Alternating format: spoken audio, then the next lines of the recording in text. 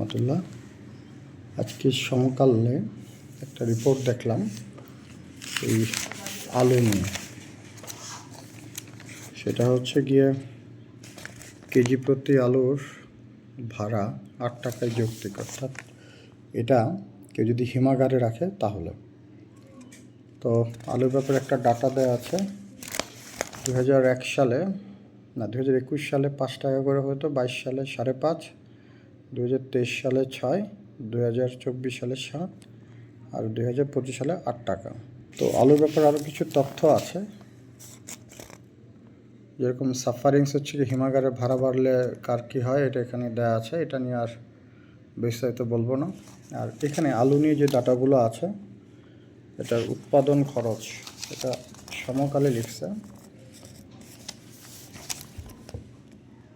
এটার উৎপাদন খরচ হচ্ছে 14 থেকে 16 টাকা, জমি থেকে বেচা হচ্ছে 10 থেকে 12 টাকা। এটা ফেব্রুয়ারির 9 তারিখ 2025 সালে রোববারের সমকালের প্রতিবেদন। আর এখানে বলা হয়েছে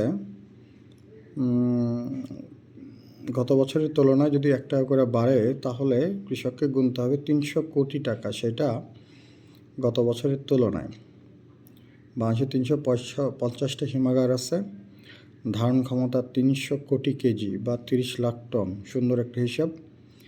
300 কোটি কেজি, 8 টাকা করে কেজি ভাড়া হলে মোট দিতে হবে 2400 কোটি টাকা। সুন্দর একটা রিপোর্ট। রংপুর হিমাগার মালিক সমিতির সভাপতি বলেছে 2021 সালে প্রতি কেজি ভাড়া ছিল 5 টাকা। 2022 সালের কত ছিল এটা তো এখানে দেখাইছে।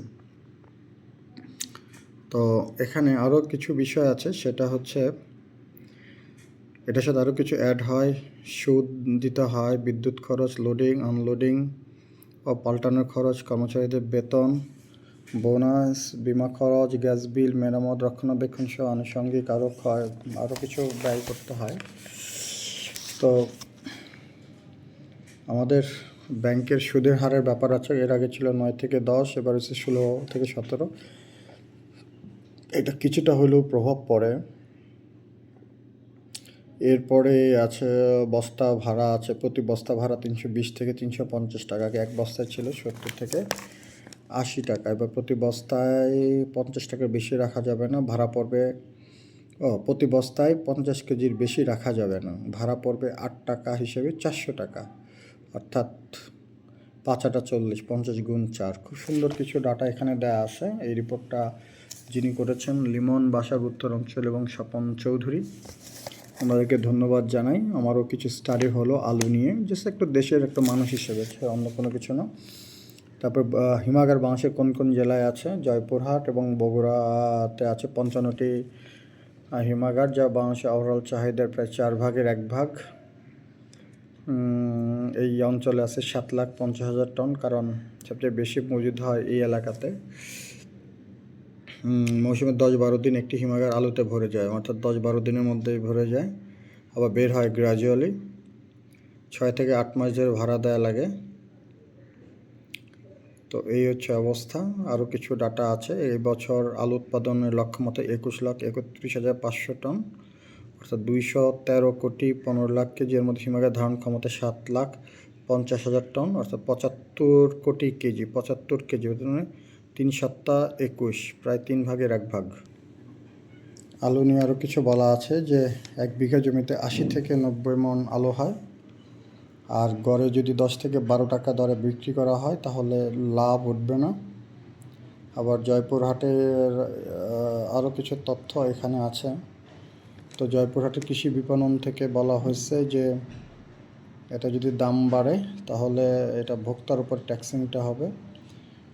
বছরে আরেকটা ব্যাপার আছে, ব্যাংকের সুদের হার বাড়ার কারণে প্রতি কেজি আলু সংরক্ষণ ব্যয় বাড়তেছে 5.8 টাকা, বিদ্যুৎ ব্যয় 1.10 টাকা, অর্থাৎ গত বছর সব মিলিয়ে ব্যয় কেজিতে 6 টাকা। সো এটা কিন্তু রমজান মাসে যারা আলু চাষ করে তাদের উপর এটা হবে।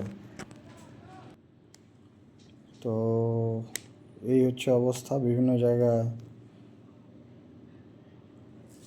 লোকজন বিভিন্ন অ্যাক্টিভিটিস করার চেষ্টা করতেছে। আলু নিয়ে আরও কিছু ডাটা আছে।